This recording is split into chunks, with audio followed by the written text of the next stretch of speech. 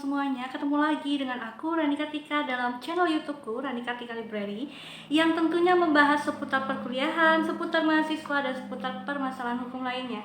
Nah, di video kali ini aku ingin membahas mengenai hak cipta yang ternyata dapat dijaminkan dengan jaminan fidusia menurut ketentuan dari Undang-Undang Hak Cipta itu sendiri.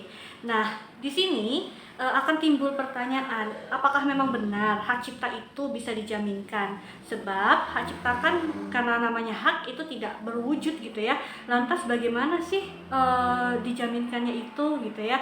Kenapa dia bisa dijaminkan gitu ya? Kenapa bisa dikategorikan sebagai benda menurut ketentuan dari Undang-Undang Hak Cipta itu sendiri? Dan bagian mana dari hak cipta itu yang dapat dijaminkan secara fidusia?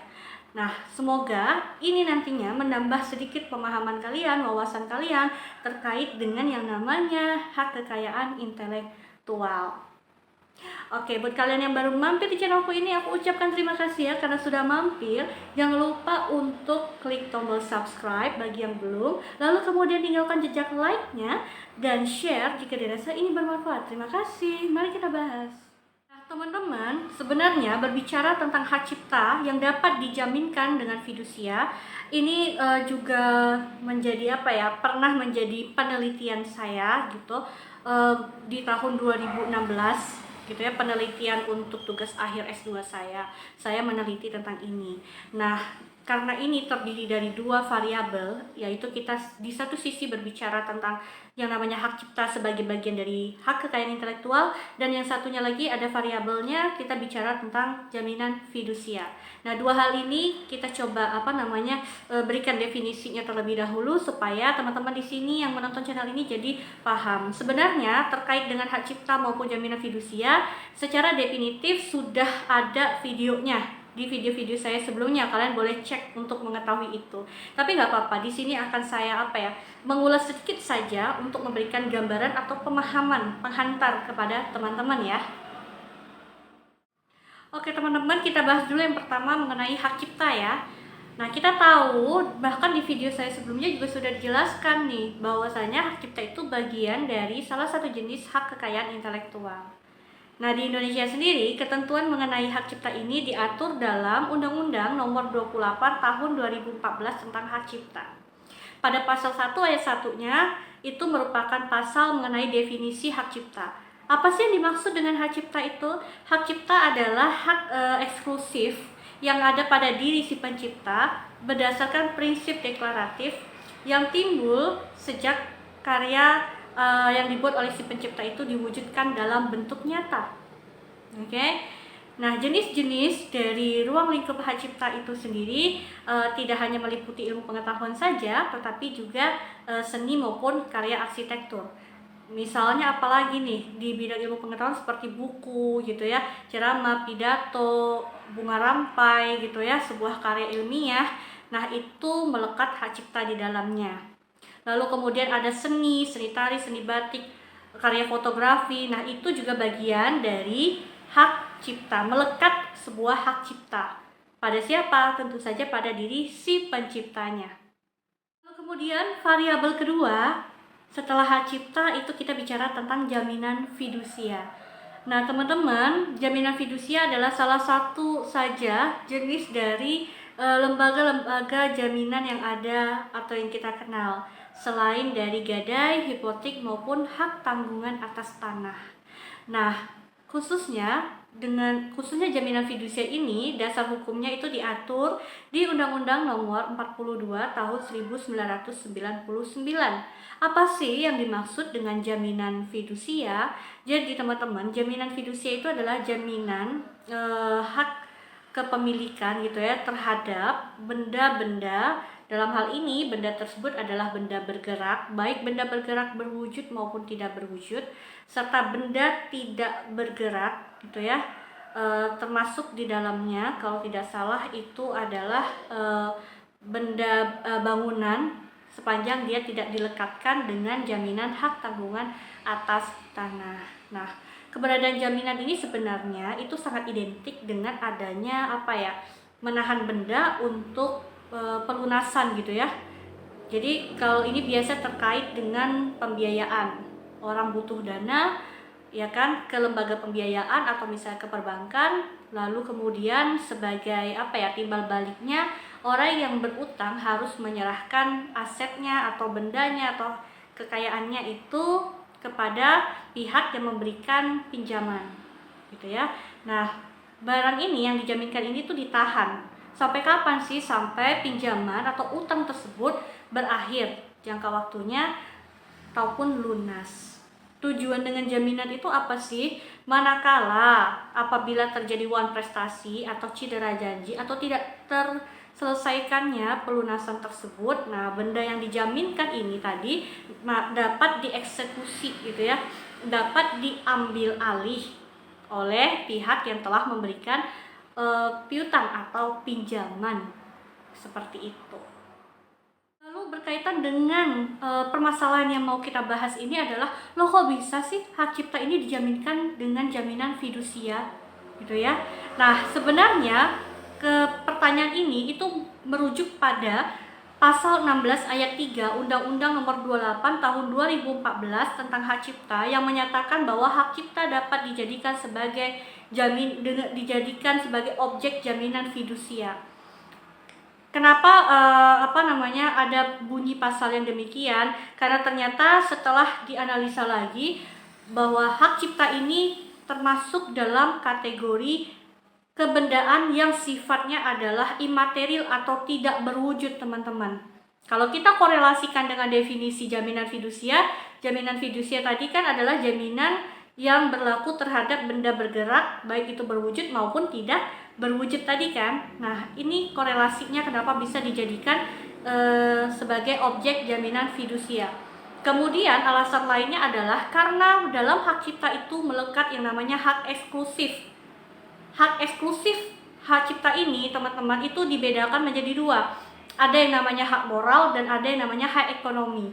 Nah, nantinya dalam prakteknya mungkin ke depan gitu ya, karena ketika penelitian saya lakukan itu dalam prakteknya belum ada belum terjadi gitu ya hak cipta bisa dijaminkan fidusia. Karena prosesnya pasti banyak lah, bagaimana cara mengeksekusinya nanti itu kan masih menjadi hal yang perlu dikaji lebih lanjut. Nah, yang akan dijaminkan nantinya dengan fidusia dari hak cipta tersebut adalah hak ekonominya, teman-teman. Hak ekonomi itu apa? Hak ekonomi itu adalah hak untuk memperoleh keuntungan bagi diri si pencipta atas suatu karyanya itu. Hak ekonomi itu jenisnya banyak, sudah diatur di dalam di dalam undang-undang hak cipta itu sendiri. Seperti saya sebutkan sebagian saja, ada hak pendistribusian, hak penggandaan, pengumuman, siaran dan segala macam. Oke, yang bernilai ekonomis. Jadi salah satu syarat untuk bisa dijaminkan kan benda tersebut harus bernilai ekonomis. Itu dasar mengapa hak cipta bisa dikategorikan bisa dijadikan sebagai objek jaminan fidusia. Nah, apakah dalam prakteknya saat ini kenapa hak cipta itu dalam prakteknya belum ada terlihat gitu ya dijadikan sebagai objek jaminan fidusia gitu kan? Apa sih kendalanya? Apa sih hambatannya? Ini saya membacakan ya teman-teman berdasarkan hasil penelitian waktu saya kuliah S2 beberapa tahun yang lalu ya. Kebetulan saya meneliti ini, barangkali ada nanti teman-teman di sini yang telah meneliti lebih lanjut lagi gitu ya. Saya belum tahu nih perkembangannya saat ini, apakah memang sudah berjalan hak cipta itu ada yang sudah dijaminkan secara fidusia atau belum. Tapi kalaupun belum ada, barangkali faktor yang menghambat atau kendalanya adalah yang pertama itu berkaitan dengan bagaimana mekanisme proses eksekusinya manakala terjadi cedera janji atau wan prestasi dari orang yang menjaminkan tadi. Ingat, tadi menjaminkan karena biasanya identik dengan kebutuhan akan pendanaan atau pembiayaan gitu ya. Tidak mampu melunasi utang, tentu saja aset yang dijaminkan akan diambil alih gitu kan, dieksekusi maksudnya sebagai bagian dari pelunasan. Nah, mengingat ini adalah haknya tidak berwujud, bagaimana cara untuk mengeksekusi hak cipta tersebut? Itu adalah kendala yang pertama. yang mungkin bisa jadi apa ya, diatur nanti ke depannya seperti apa, karena di dalam undang-undang hak cipta sendiri itu tidak ada, di pasal penjelasannya pun tidak ada keterangan seperti apa. Di pasal 16 ayat 4 cuma dinyatakan bahwa nantinya itu disesuaikan dengan peraturan perundang-undangan gitu kan. Berarti kan yang dimaksud dugaan sementara adalah kita tetap mengacu pada undang-undang jaminan fidusia, teman-teman. Yang kedua, tentu saja yang namanya fidusia, jaminan fidusia itu harus dibuktikan dengan adanya akta pembebanan jaminan fidusia yang biasanya dibuat oleh notaris. Nah, dalam hal ini kendalanya berarti nanti notaris haruslah mempelajari gitu ya, mendesain bagaimana pembuatan akta fidusia yang objeknya adalah hak cipta. Kan ini hal yang relatif baru. Nah, itu juga menjadi tugas tambahan atau hal yang relatif baru terkait dengan peran notaris sendiri.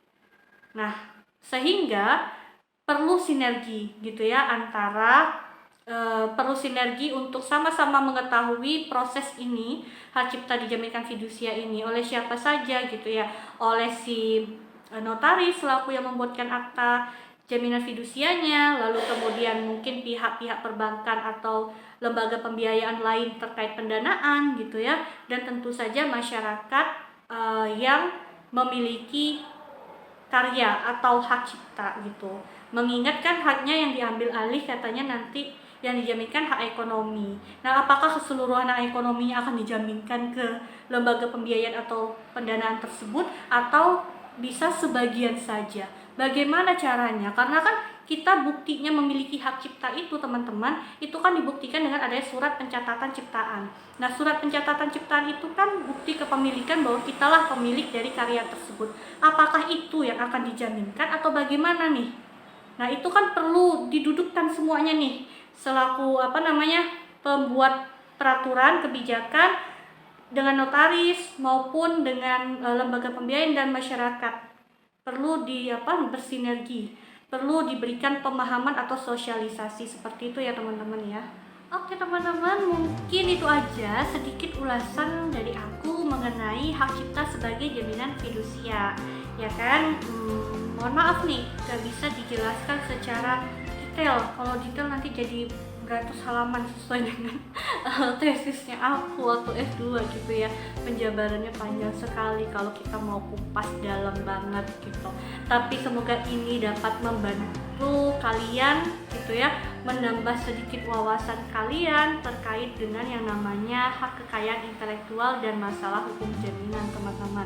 Oke, terima kasih. Aku akhiri, wassalamualaikum warahmatullahi wabarakatuh.